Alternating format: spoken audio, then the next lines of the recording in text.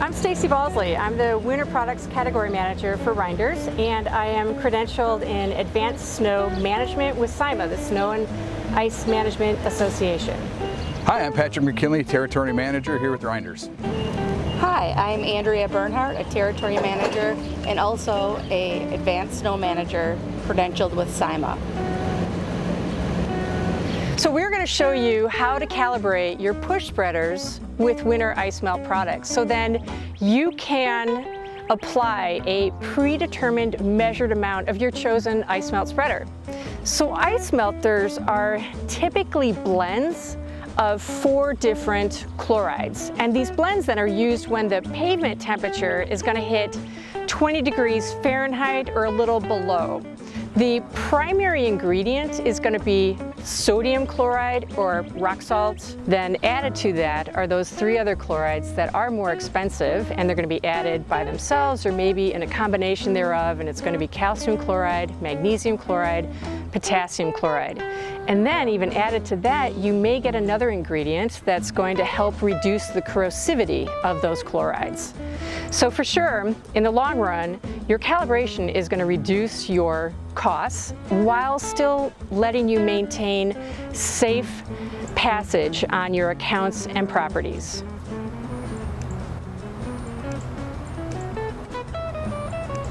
When running your calibration trials, you'll need a list of items to help make this work sufficiently, starting with a large tarp. The tarp we use today is a 12 by 45. This helps us run our trial and be able to easily measure out the spread pattern of the salt, also allowing for easy cleanup as to not waste the salt. On the tarp, you will use a tape measure and measuring device to measure out the length and width that you're going to need to run your trial. Something to help with that is using tape to mark off the starting and end point so you know exactly what the length is that you are walking.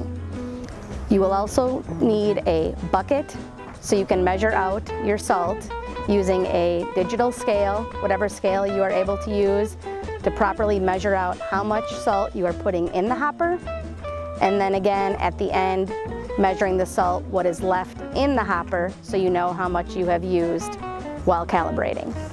Another helpful tool will be the recording chart, which we have provided here. It'll be easy for you to write down all of your different trials that you have run with the spreader. When selecting the material you are going to use for your calibration trial, go through the bags that you will be using in the season for your customers on your properties and use those in each trial because the granule size of each different bag is very important. For this demonstration, we'll be using meteor melt. With the spreaders you are choosing to use for your trial, make sure they are in good working condition, checking tire pressure, moving parts, and cleanliness.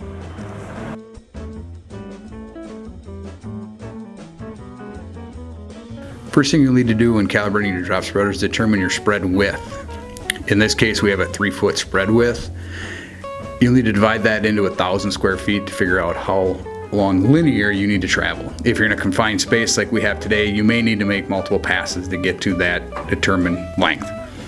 After you've made your passes, you're going to take and measure the amount of salt you still have left in the spreader. When you subtract that from the original weight, we'll know how much salt we put down in those 1,000 square feet. After weighing the amount of salt that you have, if you have not achieved your desired result, i.e. you put 7 pounds of salt down and you only wanted to put 3, you may have to turn down or neck down your gate opening so that less salt comes out. If this is the case, you may need to do another test to get to your desired result.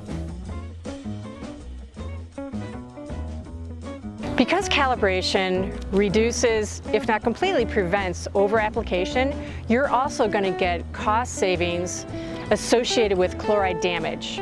Think of the expensive landscaping and turf that's right by those sidewalks that you're putting the chlorides down. Also think of building and property infrastructure, such as anything metal, such as railings or light posts, or even your doors, the frames to your doors, metal doors.